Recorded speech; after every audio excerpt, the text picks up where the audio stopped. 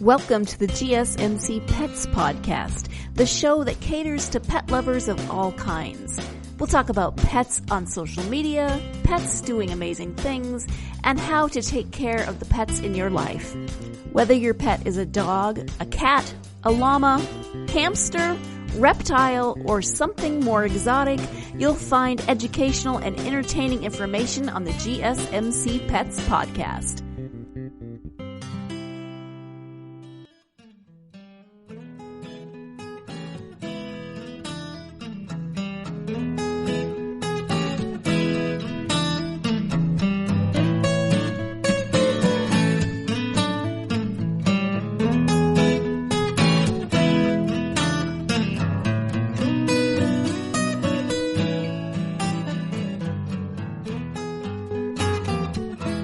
Hello, and thank you once again for tuning in to the GSMC Pets Podcast, brought to you by the GSMC Podcast Network. I'm your host, Alex Fletes. So usually I like to talk about fantasy animals or some fun relation of fantasy to real life. But today I just feel like talking about something that's real, but sort of hard to believe when you really get to see it. And that simply is just something amazing that a lot of these animals have in common. Now, animals are great all around, and they always have fun, unique traits and abilities. And I love getting to talk about them, but one thing that people usually can agree when it comes to animals is that they're pretty darn cute. And I will agree with that. Animals can be really dang cute when you take the time to get to, spend time with them and really get to see how the animals are. But something that a lot of animals will usually be known for is being quite fluffy. So today I feel like listing off some of the fluffiest animals out there. And when I say fluffy, I mean these animals have some serious fluff. They are packing some serious cotton all over their body, and it's pretty awesome. And it just seemed like a lot of fun to talk about. Earlier I got to see a really fluffy dog, and I'm like, you know what? I'm going to do something about that. I'm going to talk about that.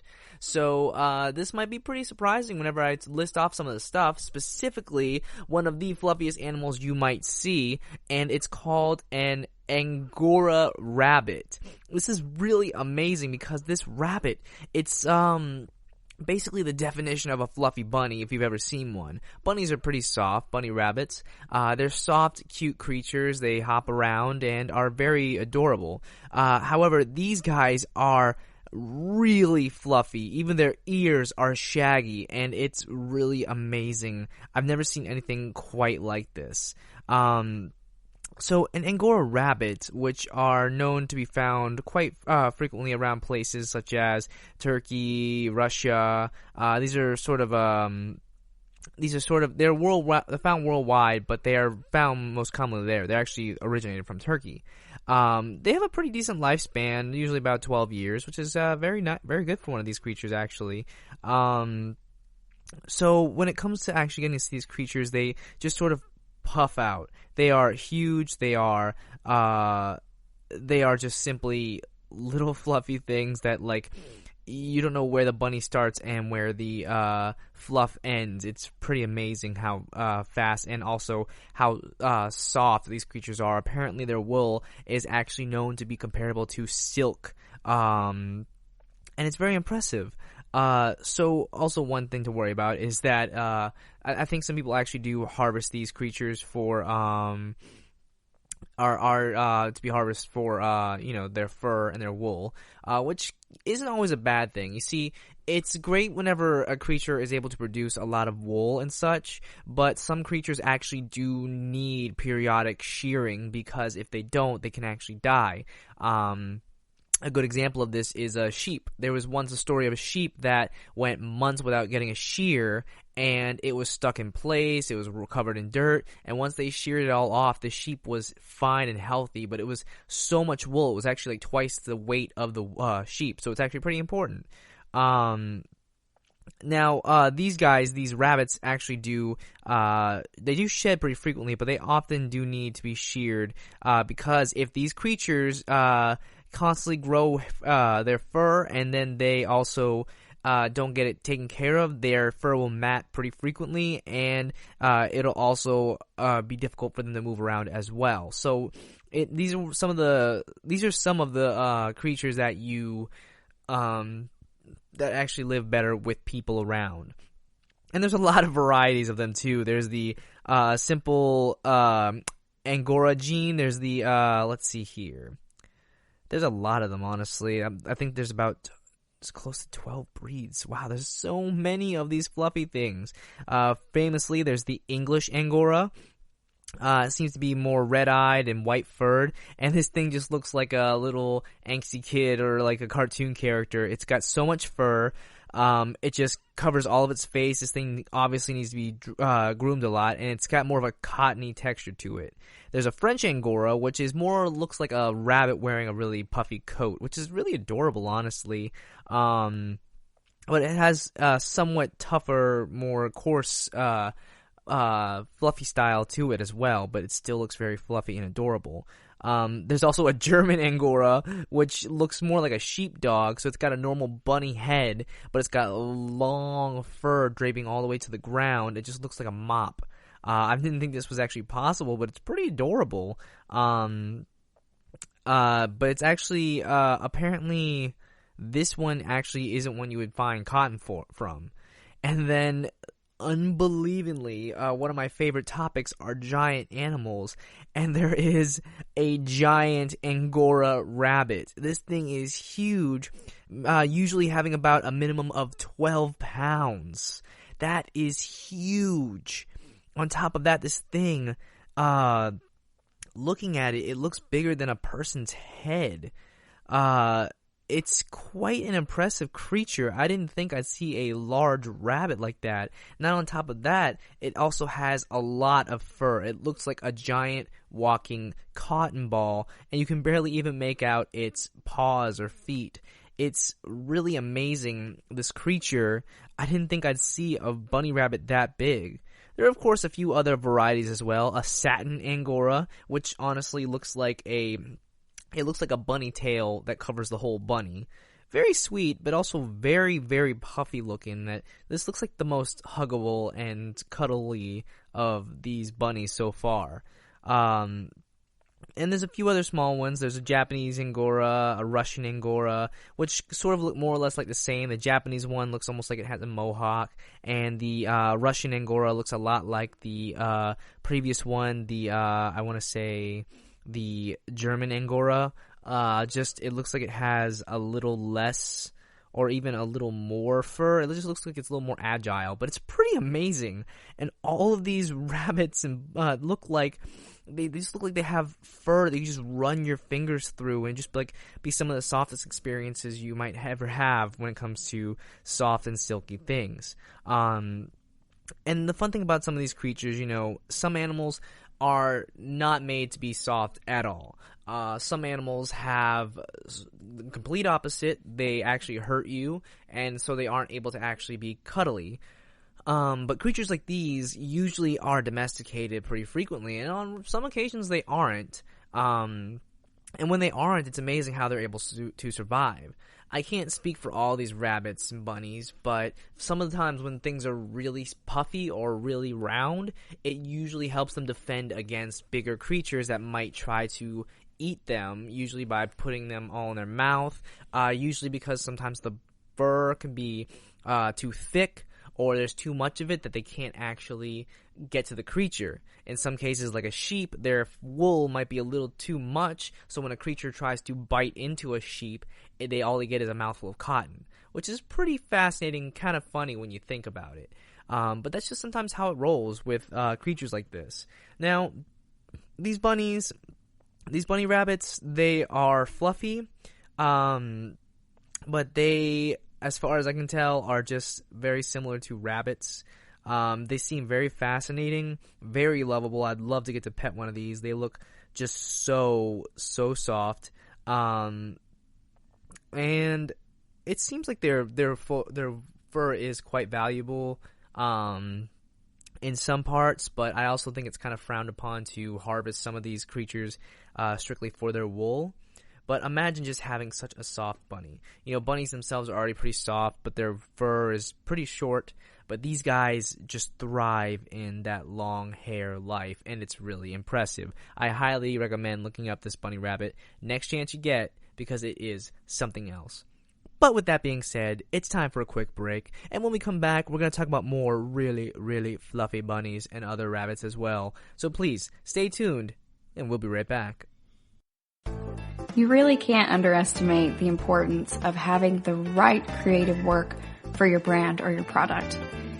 Whether it's a logo, a website, a book cover, or an ad campaign, you really need a quality design to make that big difference pop and deliver your overall engagement and success in a competitive market.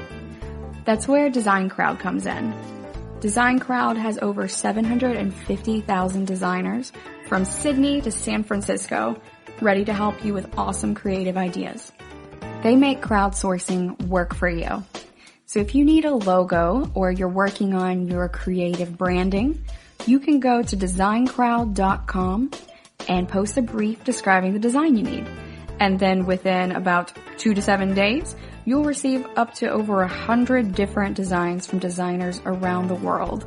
Then you pick the best design and approve payment to the designer. So you're only paying for the design that you want. It takes a lot of the guesswork out of freelancing and out of crowdsourcing.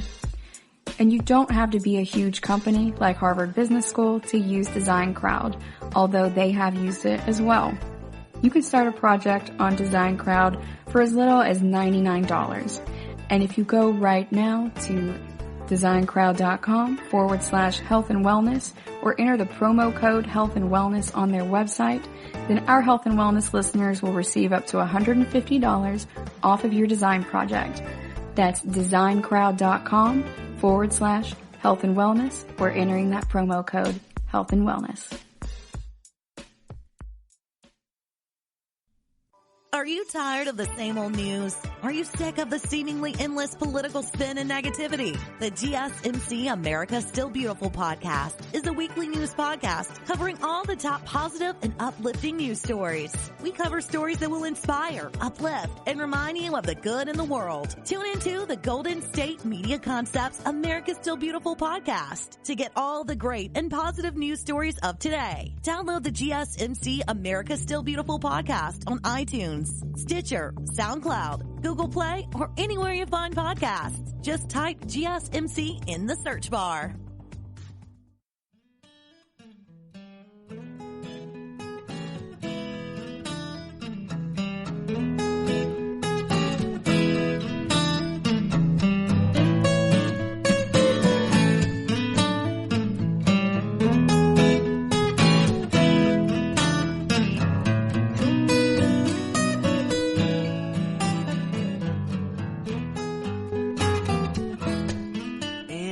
Back. Thanks so much for sticking around. Today we're talking about fluffy animals. We just talked about the Angora bunny, which is one of the fluffiest things I've ever seen. It's almost unbelievable. So, previously talking about one of the fluffiest bunnies in the entire world, we're now going to move on to something that usually doesn't get a rep for being very fluffy, but in this case, it is fluffy as all get out. So, the bigger the creature, the fluffier it should be, right? That's not always true. So this creature I really wanted to talk about because I actually really, really love this species. But, it took me by surprise seeing this creature simply because it's not only fluffy, but it's a lot curlier than I imagined. So if you happen to live in more of a rural area like I do, then, you know, seeing certain animals, deers, and even occasionally things like bears aren't that uncommon. But what could be honestly a treat is getting to see something like a wild boar. Wild boars are actually pretty aggressive and can be pretty dangerous. But what if a wild boar had essentially what looked like a perm? Well, that's kind of what's happening here, because with this interesting species known as a Mangalsia, I believe. I'm going to say Mangalsia, because it looks like it's how it's spelled, is a really interesting breed of a domesticated pig. And this pig is very interesting because it has a curly, very fluffy complexion. Now, if you've ever had the chance to go and pet a pig's body and hair texture is similar to that of a toothbrush. It's very rough, it's very thick, bristly. It's not exactly soft, it's a very rough texture. But this pig still has some of that body texture, but it also has a lot fluffier hair, almost looking like a poodle in some regards with how fluffy this is. This pig has a bit of a lot of roots in Hungary, and it's very fascinating just to look at. There's so many different varieties. A lot of the piglets are very small and fluffy. In fact, looking at pictures, they almost look like small puppies from behind. Where also in some places they actually look almost like a sheep when their hair grows out too long, having a big and sort of bright, fluffy complexion. And like if you look at it from the right angle, if they are white colored, they look like a sheep. They have fluffy hair, and I have a friend who has some fluffy and curly hair, and this puts his hair to shame. They're very, very fascinating. It seems as though this was a domesticated pig that just grew very fat. It was a fat type of pig that didn't require a lot of care, and people seem to just sort of take to it. It had a lot of early breeding in apparently the 1940s that really sort of kickstarted this species' vitality. And it just became fascinating how this creature seemed to be just a very new breed of pig. If you've ever had any encounters with a pig or a boar, they're so rough, their furs are so thick. If you've ever seen a wild boar's fur, it's a lot more like, I guess, a bundle of straw. A wild boar's fur, or I guess hair, would just feel like a really thick bundle of straw. Not comfortable at all. In fact, it could hurt in some regards if brushed the wrong way. So with these guys, they're fascinating. They eat a lot of vegetables, pumpkins, and they're not really that, other than being fluffy, they're not that different from a normal pig, to be honest, but they are interesting.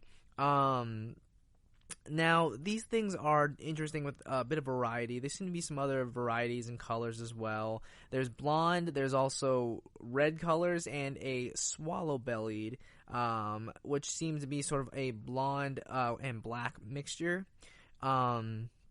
There's a lot of different colors, honestly, but other than that, they're just kind of like funky pigs. Just very furry pigs, and I recommend looking them up because they are very fluffy looking, and I would love to pet one of these things. But, there isn't a lot to say about these kind of things, but it is fun to think that even animals that could have a more rough exterior, or animals that could have more of a notorious nature for being aggressive or uncuddly, can become cuddly, sometimes just by appearance or, with a nice head of hair. That's honestly how fun it can be. And I definitely think that these guys have taken a page from the alpaca family when it comes to growing hair, letting it come in curlier. And alpacas are very interesting creatures in themselves, and I'll definitely get into them a little bit later. But they are pretty much the masters of fluffiness. Some people would think that that would be sheep, but in reality, I think alpacas have this in the bag. Sheeps kind of have this whole, they're fluffy, and that's all they do, but sheeps graze a lot, and sheeps also are sort of just pack animals, but alpacas and llamas are actually a lot fluffier. Sheeps have a little more like sort of coarse, a thick fluffiness to them, but alpacas are really soft. I myself have gotten to experience this, and let me tell you, alpacas definitely have this skill mastered. But they're just such interesting creatures. A lot of dogs, even some cats, and birds get a really fluffy, take. And some people wonder why that would even happen. A lot of times it's due to human interaction. A lot of times it's due to little things that would seem like it wouldn't help them in the wild. But having extra fur does mean they can get a lot warmer or survive a lot colder climates, which can be extra beneficial whenever the weather changes dramatically, whenever some creatures end up in these climates they're not expecting. And I definitely think that some of these creatures really thrive with this type of hair and body type. It's really fascinating whenever creatures have something so unusual like that, which can benefit them in ways we wouldn't even expect. Some people think that having a ton of fluffy hair might be a disadvantage, but in reality, it could actually save their lives. I mean, if you look at things like, llamas, we look at, like I've already mentioned before, there are some sheep, and there are even, again, some types of bunnies or cats that have a lot more fur that could protect them from pretty lethal things. At the same time, because they have those kind of fur, they get domesticated and they live longer because they have something they have something necessary for people. And sometimes the best living tool you can have is a person on your side as well. Animals in domestication are very fascinating because they've changed from their original counterparts. They've, changed in different ways that sort of benefit them but also can hinder them. And I think that these kind of pigs are a good example of domestication that still breeds a lot of success. Because they still have a lot of their piggy traits, but they're not overly fluffy that it makes them, harder to readjust. And that's fascinating to me. But fluffy animals are definitely interesting. Occasionally they can be a force to be reckoned with, and other times they can fit in the palm of your hand and yap really loudly. And I know a lot of people who have small, yappy, fluffy animals. But that doesn't mean that they're any less adorable or any less magnificent as animals. But definitely, if you have any types of animals that don't get mentioned this time around, please leave me a comment and just let me know what kind of animals you want me to talk about next time. It definitely helps me out as we keep going. I have a few really interesting animals that might surprise you as we keep going today. There's even some that I didn't know existed until I really started doing some research on this. And some that just make all too much sense when you really take some time to look at them. And it's really, really amazing. So as we continue on today, I definitely would like you guys to hang around, leave some comments. But we're going to go on a quick little break. And when we come back, we're going to talk about some really fascinating fluffy animals and some things you probably didn't know or expect from these type of creatures. But please, stick around and keep in mind, we'll be right back with more fascinating animal facts today. You really can't underestimate the importance of having the right creative work for your brand or your product. Whether it's a logo, a website, a book cover, or an ad campaign, you really need a quality design to make that big difference pop and deliver your overall engagement and success in a competitive market. That's where Design Crowd comes in. Design Crowd has over 750,000 designers from Sydney to San Francisco ready to help you with awesome creative ideas. They make crowdsourcing work for you. So if you need a logo or you're working on your creative branding, you can go to designcrowd.com and post a brief describing the design you need. And then within about 2 to 7 days, you'll receive up to over 100 different designs from designers around the world. Then you pick the best design and approve payment to the designer. So you're only paying for the design that you want. It takes a lot of the guesswork out of freelancing and out of crowdsourcing. And you don't have to be a huge company like Harvard Business School to use Design Crowd, although they have used it as well. You can start a project on Design Crowd for as little as $99. And if you go right now to designcrowd.com/health and wellness or enter the promo code health and wellness on their website, then our health and wellness listeners will receive up to $150 off of your design project. That's designcrowd.com/health and wellness or entering that promo code health and wellness. Tired of searching the vast jungle of podcasts? Now listen close and hear this out. There's a podcast network that covers just about everything that you've been searching. Hey! The Golden State Media Concepts Podcast Network is here. Nothing less than a podcast bliss with endless hours of podcast coverage. From news, sports, music, fashion, cooking, entertainment, fantasy, football, and so much more. So stop lurking around and go straight out to the Golden State Media Concepts Podcast Network. Guaranteed to fill that podcast itch. Whatever it may be. Visit us at www.gsmcpodcast.com. Follow us on Facebook and Twitter, and download us on iTunes, SoundCloud, and Google Play.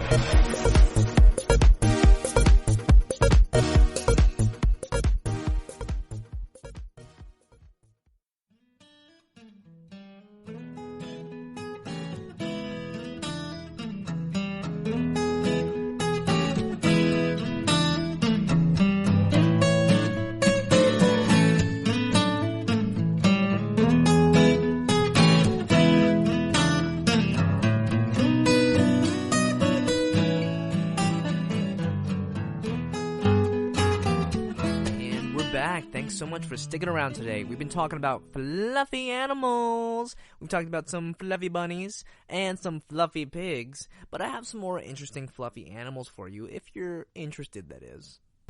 Now, what's always fun are fluffy birds, and there are quite a few fluffy birds, but there is one that I had to give the cake for being some of the most fluffy, and ironically enough, it's gotta be the bird that does not take to the skies. While baby chicks tend to be very fluffy and adorable, chicken babies and a lot of other ones are super adorable. The fluffiest animal I've ever seen, the fluffiest bird I have ever seen has to belong to, and get this, it has to be one of the fluffiest animals I've ever seen, a baby king penguin. It's really, really fluffy, and let me tell you, when I say it's fluffy, it is fluffy. So, if you've ever seen a king penguin, or sometimes called an emperor penguin, or it's in that family, a king penguin is very similar. It's a very worthwhile penguin. It's sleek. It's got, black on the back, a white belly, and it has usually a sort of, on its black head, it usually has a orange spots on both sides of its head and a orangey black beak. It's a very familiar penguin, and it's honestly everywhere if you've seen penguins.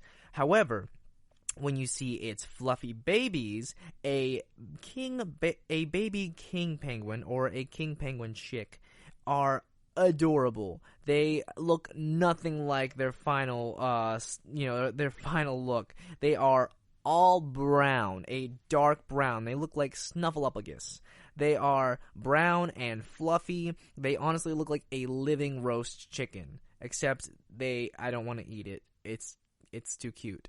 But these things have fluff out the wazoo. They are adorable, and they stay this fluffy until potentially they lose all those old feathers and then start getting their sleek swimming feathers. And if you wonder why these sleek feathers occur on their body and why it looks like they're wearing wetsuits, it's usually because they get sort of a lot of oils and these feathers grow in a lot thicker for them, so that way they can swim through the water much faster, so that way they stay more well insulated and they can stay in the water much longer. It's very fascinating how their feathers grow, and if given the chance to pet one, they probably are still pretty fluffy and soft. However, they don't tend to have as much of the fluffiness of, say, a bunny or a pig, because their feathers need to stay down and keep their body heat and keep sort of these slick oils on them. That's why they lose that. Now, whenever their process usually goes, they become chicks, and if you've ever known how penguins tend to hatch their eggs, they have their eggs and they usually stay on them for a little while. But then they usually have eggs that are laid by the mother, and then they're watched over by the father. If you've seen Happy Feet, you know how this works. But they usually waddle with the egg between its legs, and the father sticks on it. Very, very fascinating. Then after the eggs hatch, they usually actually stay in that same position for a little while, about 2-3 days, to get fully born. After that, the chick usually hatches, and again, it'll usually have some of these it'll usually have some of these feathers and it'll start getting this fluffiness to it, but it doesn't have that any of the colors of its full-grown, its parents or anything for quite some time. As they keep growing, they tend to then sort of grow a lot more, usually after a few months, and then they will start losing a lot of weight, but then they have to start gaining it again as the winter starts hitting back. But then as they start getting older, they need to start growing their colors in, and that fluffiness starts turning into sleekness. And it's very fascinating. It's very fascinating and very interesting to watch as they grow and change. A lot of birds do go through a similar process, but even then, some chicks usually resemble their the rest of their species, the rest of their family, pretty early on, whereas emperor penguins take a little bit longer to actually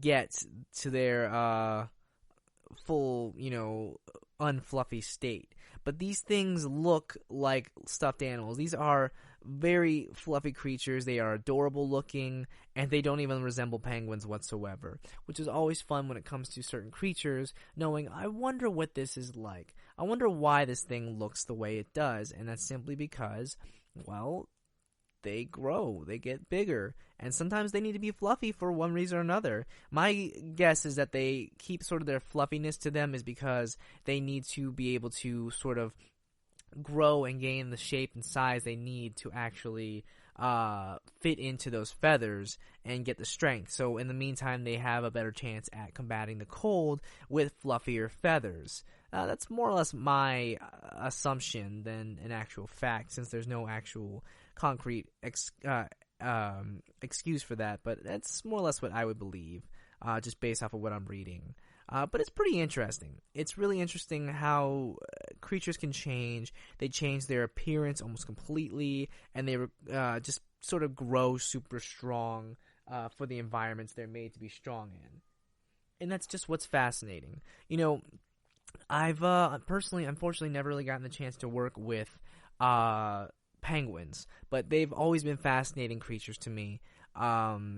And I've always thought they're sort of sleek nature, and always respected that they have swimming proficiencies over flying proficiencies. If anything, they're just simply flying under the water, which is awesome. They should keep doing that, and they should keep being awesome for it.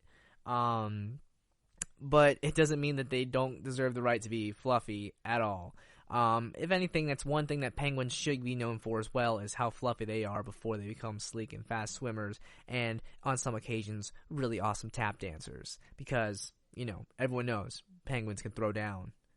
But that's more or less how I view things. Do you have any feelings towards penguins specifically? I know they're adorable, but what's your interesting fact about them? Or are there any other creatures that can survive in the Arctic tundras that are equally as fluffy? That's a good question that I'd love to hear asked. Definitely leave a comment below and let me know if you have any other types of animals that are frosty but can also survive very well in the Arctic tundra. And I've already told you about how fascinating certain creatures can be with their Arctic camouflage, and how it's one of my favorite types of camouflage. And penguins actually do have some type of camouflage in the water as well, with their colors typically being the black and white colors they have. While it might not keep them as camouflaged in the snow, in the water it would actually make them a lot harder to see with the dark colors of the Arctic oceans and such. But that simply is something you don't really look too much at, or might not even notice unless you look really hard and you go searching for something like that. But that's sort of the amazingness of the penguins, and how their simple design, their little tuxedos, make them very fascinating. It's just really interesting. From fluffy to sleek swimmers and experts of the Arctic plains. It's really cool. It is really cool. Penguins are a creature that I could definitely spend more time researching if given the chance. I love birds. I love avians. However, penguins seem to sort of break that trend, but at the same time stick to it. Of course, naturally, they are completely susceptible as well, because they are some of the smaller creatures of the Arctic, but they still are very capable in their own rights, and you should never count a penguin down, even if they are one of the fluffiest creatures out there. But with that being said, it's time for another quick break, and when we come back, I have some more fluffy animals for you, some you probably might not even expect. That's why you should definitely stay tuned, because we'll be right back. Is weird, odd, strange, or just plain bizarre is really your cup of tea? Then, the Golden State Media Concepts Weird News Podcast will give you that fix. Can't believe it? Well, listen for yourself as we deliver the strangest news you definitely won't find on CNN or Fox. It's the Golden State Media Concepts Weird News Podcast.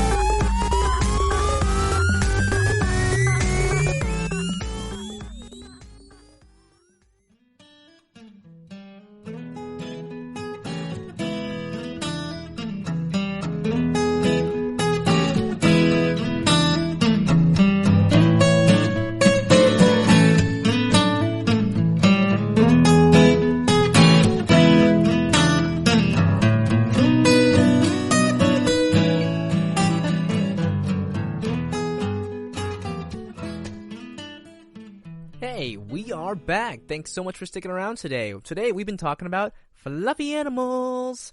So we talked about a lot already. We talked about some cute bunnies. We talked about some birds. We even talked about the pigs. But I have an interesting one that you may have seen that definitely you may not know enough about.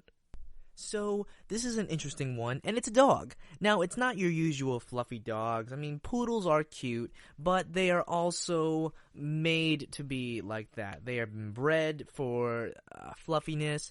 They were made to be show dogs. They have other dogs, too, such as teacups. They have, Yorkies and Malteses. They have a lot of cute dogs that I'll admit are definitely fluffy and adorable in their own right. However, this dog I'm about to talk about is naturally fluffy, it's majestic, and it's a lovely dog that you've probably seen a lot of but don't know enough about. So this one is known as something called a Samoyed. Also known as a Beldiker, I believe. I'm not good at Russian, so please excuse that. But it's a large breed. It's a herding dog. They're related to Laika and Spitz type dogs, and a lot of people might confuse these things for a husky upon first viewing. Now, appearance-wise, they do look a lot like a husky. However, their faces are a bit different, a little less angular than a husky's, but they are still incredibly fluffy. These are kind of dogs that you might see herding. They would be somewhat similar to a sheepdog up north. Very attentive. They also have some similar aspects to a Shiba, but this dog in particular has been used very frequently for hunting and for hauling sleds and such. But even still, these dogs are very fascinating and very adorable. Sometimes they even look like they have a perpetual smile on their face. So, typically they seem to come in a lot of white colors, occasionally having a bit of a black or brown along with them as well. But they look a lot like a slightly friendlier husky, and huskies themselves already look very friendly. Their fur, it actually resembles somewhat of a lion's mane as well, but they look like they are some of the most friendly and adorable dogs you'll ever see. They have a very nice curl at their tail, and they actually have a lot of double-layered coats. So they have a top coat with a undercoat under it that helps keep them clean, keeps away dirt, and also helps keep them warmer, especially since they're made to be cold climate dogs. So, and apparently it sheds incredibly heavily twice a year. So, on top of being a really fluffy dog, it's already got a warning label that it's going to be a heavy shedder, having 2 layers of fur. That would be like if you had a small layer of hair on your head, then you had your normal long layer of hair as well. One's for keeping in dirt, and the other one's made to keep out dirt and keep extra warm. It's definitely useful, and like I said, sometimes being fluffy has a lot of practical uses, and that's why I love these guys. Now, they do shed, but at the same time, they also have really thick hair that can really help as well. So they're very cute. They're very they're very fascinating, and actually apparently they're well known for being hypoallergenic. So that's definitely interesting to note too, especially for those with really high dog allergies as well. Apparently sometimes their fur can also be used as a knitting substitute, but I don't think people actually like breed these dogs specifically for knitting their fur. But these dogs are apparently very friendly, and they also are poor guard dogs.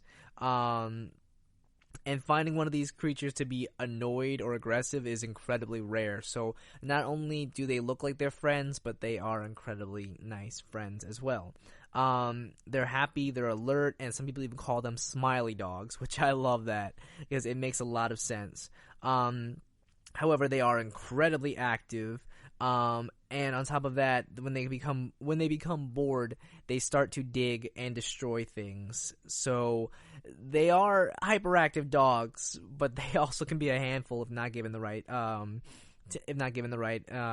attention. Now, they have been known to be sled dogs, and I think part of their personality actually helps a lot with that as well. They can get really fluffy. Sometimes when they're smaller, they look really skinny, almost like they're not the same breed of dog. But as they get bigger, they can get fluffier, especially when they sit down. They look like they're just a head on fluff. And it's adorable. And it's honestly really sweet to see these kind of creatures. They look like they're happy and well healthy, and using them to move around a lot does seem to be a good form of energy for them. But they are incredibly fluffy. In fact, I feel if you stuck your hand on one of these things, you'd have to like stick your hand kind of deeper into fur to actually feel dog. And I love that about them. They're very sweet. But apparently they also can have a small type of breed-specific disease. It's called a diabetes mellitus, what seems to be an insulin deficiency, but it seems to be somewhat chronic for them. It's a little unfortunate that that would happen, but I suppose that's sort of due to their personality and some of the breeding that's happened over time. But even still, it doesn't mean that these dogs are any less joyful, any less excitable, or any less fluffy. They are lovely little creatures, and I definitely would love to get more time to get to know one of these creatures. They seem nothing but lovely. Apparently they were used for showmanship. They're used for mushing and herding, and that seems to be something that they enjoyed too because of how much energy they usually have outputting. But having such a fluffy friend that has useful fur, double layer of fur, I think that they might actually be slightly more beneficial as a companion than huskies. Huskies seem to actually be hunting companions, whereas these creatures seem to be more of companions for mobility and definitely good friends. And that also just goes to show that you never know exactly what to expect with any type of animal, especially a fluffy one, because those are the most unpredictable.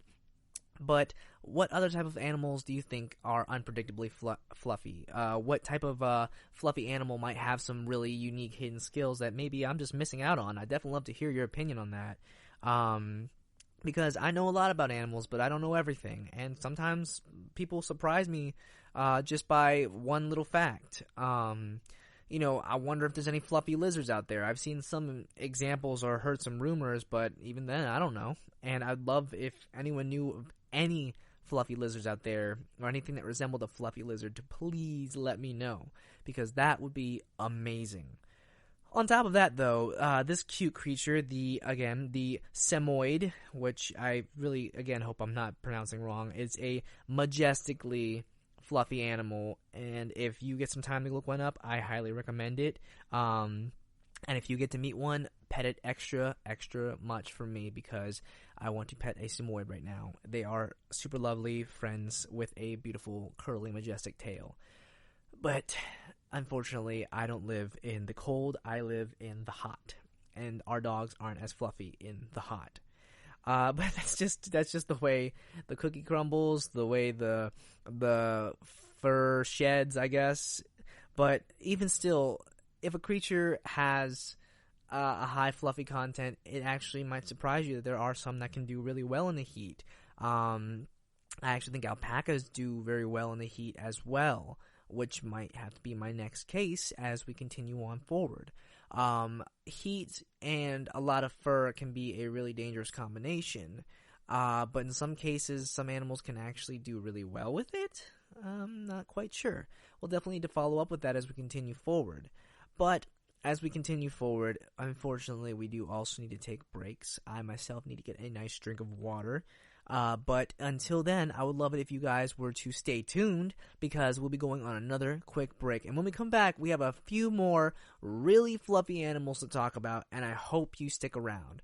We'll be right back.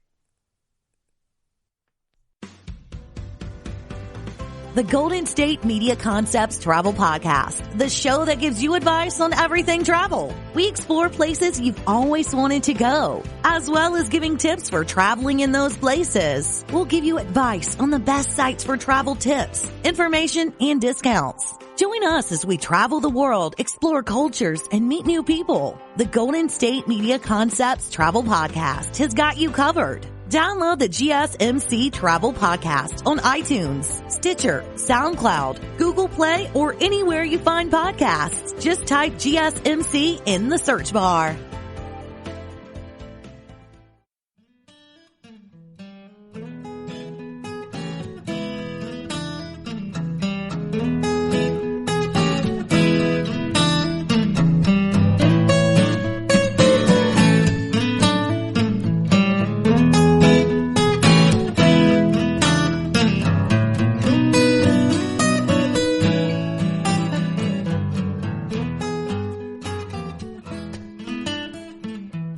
Thank you all so much for sticking around today. I hope you've been enjoying. We've talked about nothing but fluffy animals today. We've talked about birds. We've talked about bunnies. We've even talked about pigs. There's a lot to talk about today, and we're about to talk about one of the fluffiest animals around. So when it comes to fluffy animals, there are a large variety, but only some of them actually stand out above the rest. Some are simply trimmed and groomed to be fluffy, but some come to us naturally fluffy and in fact benefit the world for how fluffy they really are. Now, some animals such as sheep are definitely cases when it comes to being a fluffy animal. However, there is one animal that does stand even above the sheep in fluffiness, because it also has a large array of extra fixins and even a bigger family line that makes it fluffier. That's right. I'm going to talk about him, the alpaca. Now, the alpaca is interesting because it does come from South America, and it's located and related very closely to llamas. However, alpacas are known to be smaller than llamas, and they're both equally related to and can breed with guanacos. Now, there are different breeds of alpaca, the Shuri alpaca and the Huacaya alpaca. I really hope I said that right. But these are interesting creatures. They are fluffy, long, tall, and interesting.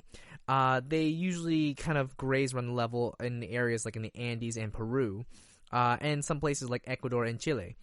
Now, although they're considered smaller like llamas, they are unlike llamas, they usually are not bred to be working, but rather they're bred for their fibers. So while llamas can usually be bred to work, be like pack mules to help move things along, alpacas are actually used more or less for their fibers, for knitting items, very similar to sheep's wool.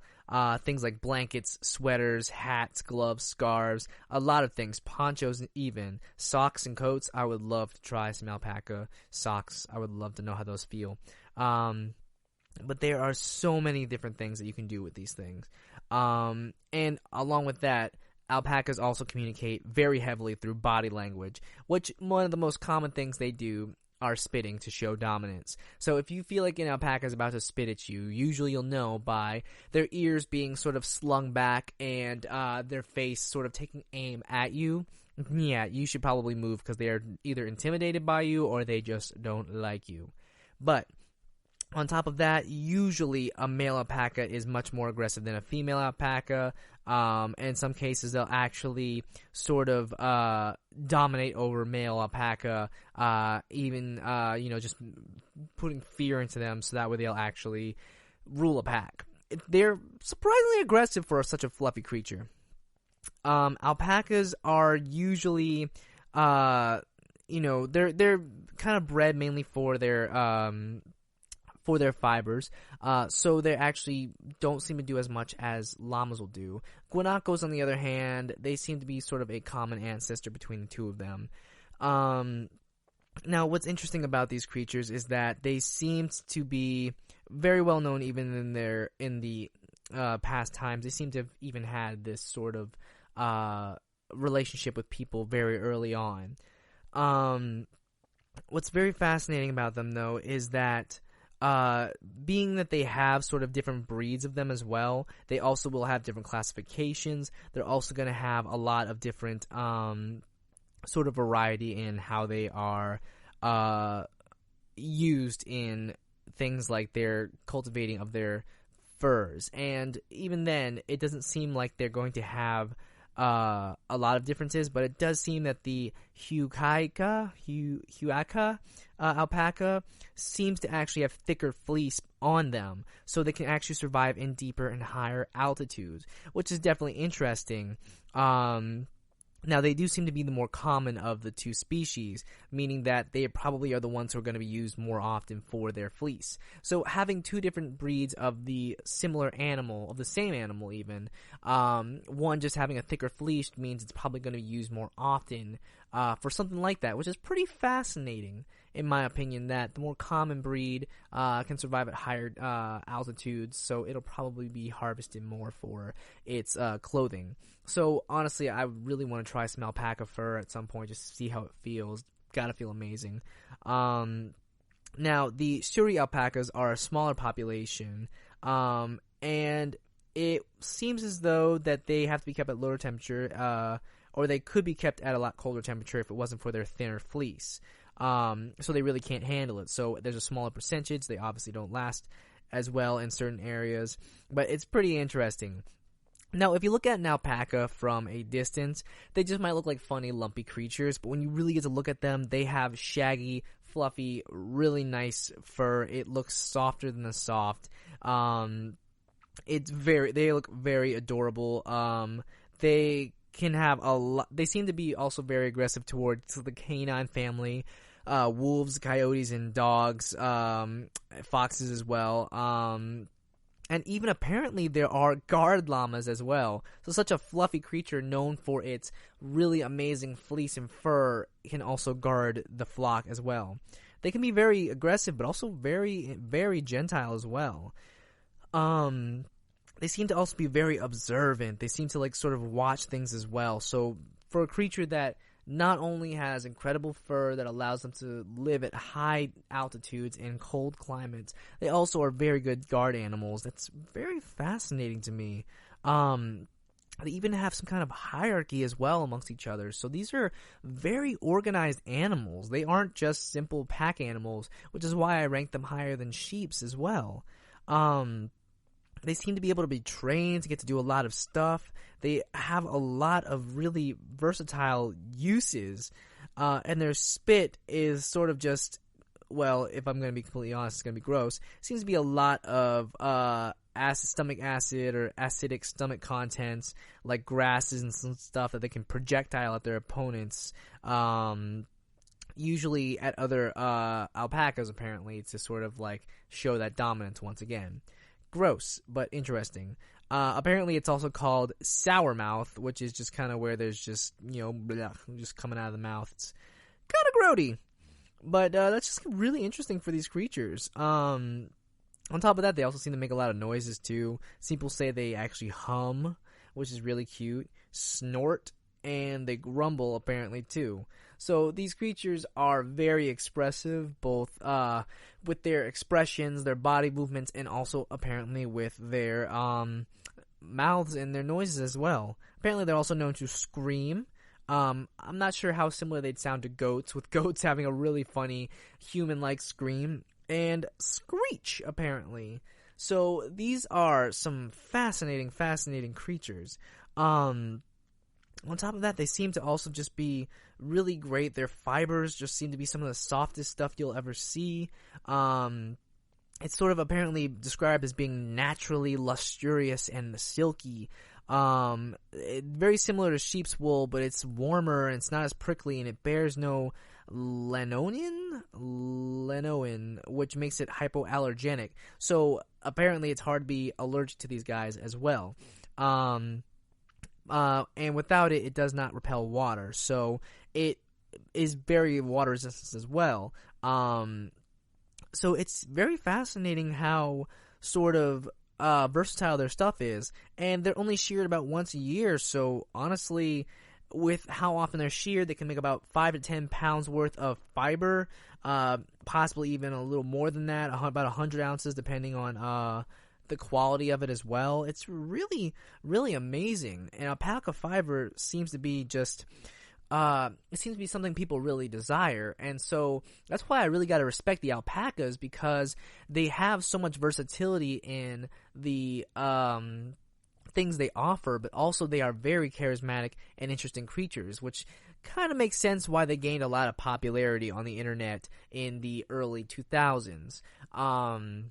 They became popular, they became sort of the center of attention for a lot of things, which was really interesting. And I definitely wish I could spend more time with them. I would love to get to sort of really get to experience some of their interesting and soft feeling fur.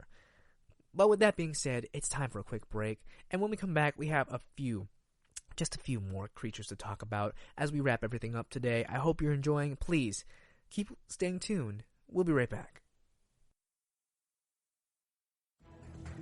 Want to find out what movies to go see? Then check out the GSMC Movie Podcast. It's your ticket to the latest movies, whether it's a new blockbuster event, romantic, comedy, or action flick. This show has got it all covered. They talk some what to go see now, don't bother, what's hot on Netflix, and everything in between. That's GSMCpodcast.com/movie-podcast. When it's all about the movies, it has to be this new show. Don't forget to like them on Facebook and follow them on Twitter. Visit GSMCpodcast.com for more info.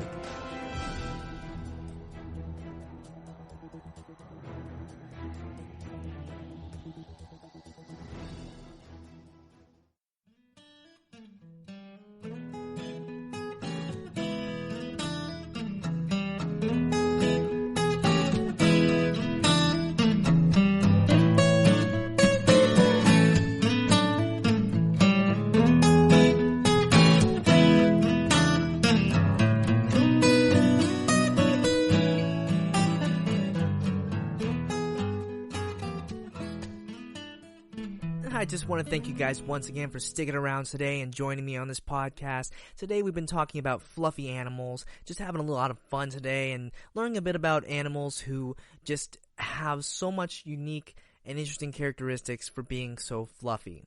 So, we've talked about a lot of animals today. We've talked about really fluffy bunnies. We've talked about pigs that have curly, fluffy, long hair. We've talked about penguins, about baby penguins and how fluffy and different they are. And we've also talked about guanacos and alpacas and llamas and how they're different, and also how valuable and unique and special their fur really is. But there's one animal that I've been honestly really excited to talk about, and I decided to save the best for last today. And that would simply be just such a fascinating creature. I've mentioned how some birds can be fluffy. I've mentioned how a lot of birds are, in a sense, fluffy. And I've already talked about one of the fluffiest birds out there, but I think this one has to be the fluffiest. It has to be the bird that is famous for being fluffy. And that's a bird called a silkie. And they're called a silkie because they are a breed of chicken who their plumage, aka their feathers, are said to feel like silk. And if you look at these creatures, they look like fluffy, like teddy bears that move. They are fascinating and they are very interesting creatures. They seem to originate from China. They're interesting. They can come in a white or a black variation, but typically their skin is going to have a black coloring to them. That's a common trait. Now, it's unknown exactly where these things actually came from or originated from, but Southeast Asia seems to be the agreed consensus. But these things are fascinating. They look like they almost aren't even real. They look like someone put a wig on a chicken all over its body, and it's really amazing. But their fur or their plumage looks amazing. Now, I don't know how often these things are actually used for, say, cultivating. Unlike guanacos and alpacas, or even certain bunnies, for using their hair and their fur for purposes of making clothing. I don't think these things have that same case, but they are well known for being a delicious meal. However, we're not going to talk much about that today. What we will talk about is some of the interesting features and characteristics of them, that they are actually relatively small, that usually a male may only weigh about 4 pounds. That's not a lot for a chicken. But they're relatively small, and on top of that, their plumage, is very unique among chicken breeds. However, it seems that a lot of breeds have started to actually adopt from this, possibly due to breeding as well. Now, there are 2 different varieties of silky chickens as well. There's a bearded and a non-bearded. The bearded seem to have an extra fluff under their beak, which covers their earlobes, and another doesn't have that. So it's actually really interesting that they actually have sort of beards to go along with it. However, I don't think that distinguishes between male or female. But it might determine which one is an evil, clone or not. But what is interesting is that they do have some interesting colors, including even blue, gray, and apparently sort of a partridge as well. So there's a lot of hues that these creatures can come in as well. There's a lot of interesting things behind these creatures, a lot of small colorations and interesting factoids about them. They seem to be called the black-boned chicken in Japanese, simply because it seems that beyond their skin into their connective tissue is actually a rare trait that these chickens will have as well. They lay a fair number of eggs as well. They're cream-colored eggs, which seems to be an unusual color for them instead of pure white. And on top of that, they just seem to be a very fascinating creature with sort of an interesting polydactyl sort of an extra digit in their foot. So on top of sort of being a fluffy creature, a fluffy bird, it also seems to have an extra digit on its foot, which makes it sort of different. But that's actually fascinating that it would have an extra digit, because it's believed that a lot of dinosaurs actually did sort of have similar traits to birds, which is why some birds are known as raptors as well.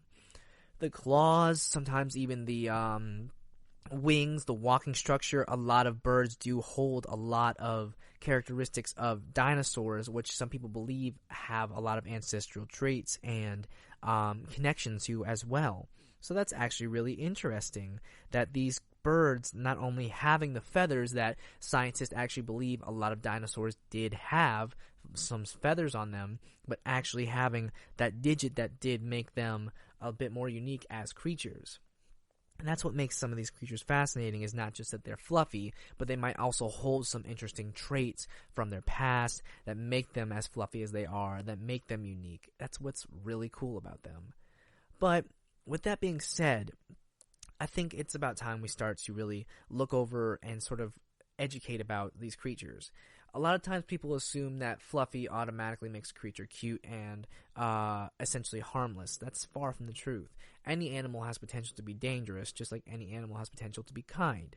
The fact that guanacos, alpacas, and llamas are known to be a bit aggressive, despite the fact that they are one of the world's softest, fluffiest creatures with very, very useful fur and versatile, expressions and character, definitely goes to show that you can't judge a book by its cover. Where on the flip side, seeing such a sleek and, I guess in a sense, impressive swimmer of a penguin being such a fluffy and innocent creature as it grows definitely does show that there are creatures you can't misjudge, that you can't have these conceptions about just by a glance. So really educating yourself about these creatures helps out a lot. Even a pig can be fluffy and soft if given the chance. And I think that's sort of part of the fun that we learn on these kind of shows. So definitely take into consideration the creatures that are out there. There are many other fluffy creatures I could have talked about today, but I chose these because they had sort of an interesting perspective to sort of look at with these types of creatures. Fluffy is adorable. Fluffy is awesome. I love a good fluffy creature, but they can also be just as misleading. Just as a creature that is bright and colorful, a creature that is tall and big might not be menacing and dangerous, and a creature that's small and adorable could be just as dangerous as any other creatures around if you really take the time to learn about them. There are a lot of small creatures that are much more dangerous than you give them credit for. And I think a soft, unassuming creature is just as subject to this as any type of creature. Just like people as well. You can't judge a person simply by how they look or what you hear about them, in the same regard that you can't judge an animal from what you believe you know about them or how soft their fur may be, because there may be something lying underneath that you just haven't gotten to learn about yet, which is definitely fascinating and definitely something to consider as you continue to learn about animals, because animals always have something new to offer and new to explore if you take the time to learn, and that's what I am all about. But with that being said, I just want to thank you all once again for tuning in to the GSMC Pets Podcast, brought to you by the GSMC Podcast Network. If you like what you heard today, please consider subscribing and following this podcast, and giving us a like too. It would definitely help us out. And if you really want to help us out, please leave a comment below telling us something you like. What was your favorite type of fluffy animal? Did you learn anything new today? Definitely leave a comment below. And if you really, really, really want to contact us, follow us on social media on Facebook, Instagram, and Twitter. It's one of the best ways to contact us, and we'd love to hear from you. But until then, I just love to say thank you once again for following us, and have a great day. You've been listening to the GSMC Pets Podcast, part of the GSMC Podcast Network. You can find this show and others like it at www.gsmcpodcast.com. Download our podcasts on Apple Podcasts, Stitcher, SoundCloud, and Google Play. Just type in GSMC to find all of the shows from the GSMC Podcast Network. From movies to music, from sports to entertainment, from business news to weird news. Follow us on Twitter and Facebook. Thank you, and we hope you have enjoyed today's podcast.